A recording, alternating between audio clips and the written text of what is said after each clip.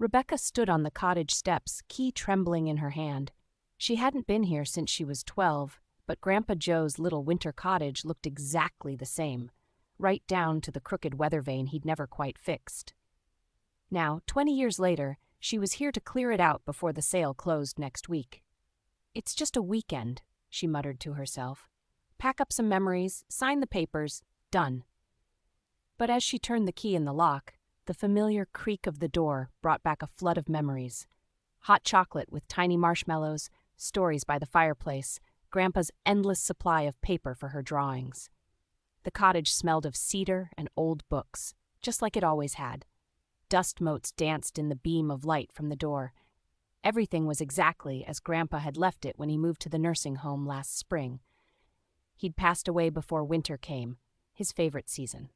Rebecca's real estate agent had suggested she hire someone to clear the place out, but this felt like something she needed to do herself. Starting with the trunk in the attic that Grandpa had specifically mentioned in his will, make sure Becca looks in the old trunk herself. She'll know why. The attic stairs groaned under her feet as she climbed, her phone's flashlight beam catching cobwebs and shadows. The trunk sat exactly where it had always been, beneath the small window that looked out over the frozen lake. How many times had she sat up here with Grandpa, watching snow fall while he told stories about her grandmother, who'd passed before Rebecca was born. The trunk's brass latches were stiff with age, but they gave way with a satisfying click. Inside, she found what she expected: Grandpa's old sweaters, photo albums, her childhood drawings. But underneath it all was a wooden box she'd never seen before, inlaid with mother-of-pearl snowflakes. Inside were letters, too many of them, all addressed to her, one for every Christmas since she'd stopped coming to the cottage after her parents' divorce. The last one was dated just weeks before Grandpa passed.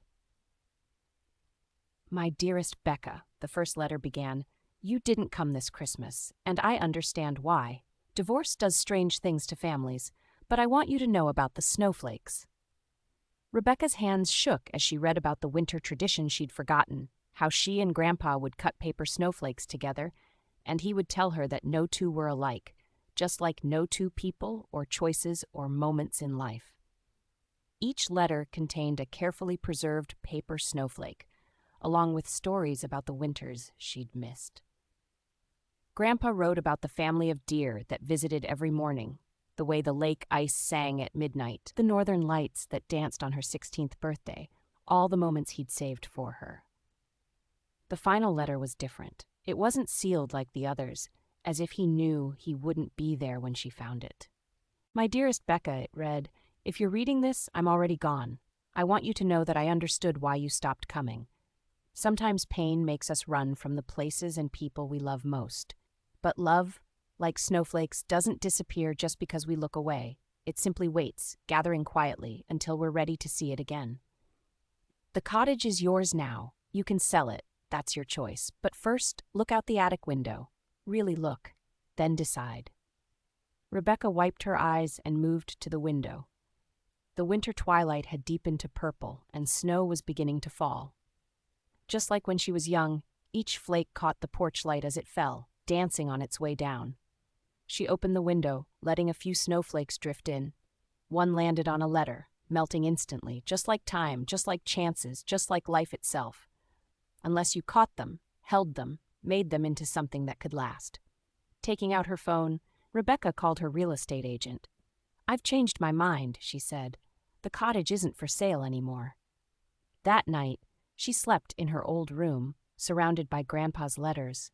In the morning, she went to the kitchen and found his old paper and scissors, just where they'd always been. She cut her first snowflake in 20 years, letting the pattern emerge as it would. It wasn't perfect, nothing ever is. But when she held it up to the window, it caught the light just right, transforming into something magical, like memory, like forgiveness, like love. She taped it to the window, next to a photograph of her and Grandpa she'd found in the trunk. Then she sat down at his old desk and began to write. "Dear Grandpa, I'm finally ready to write back. Let me tell you about the snowflakes."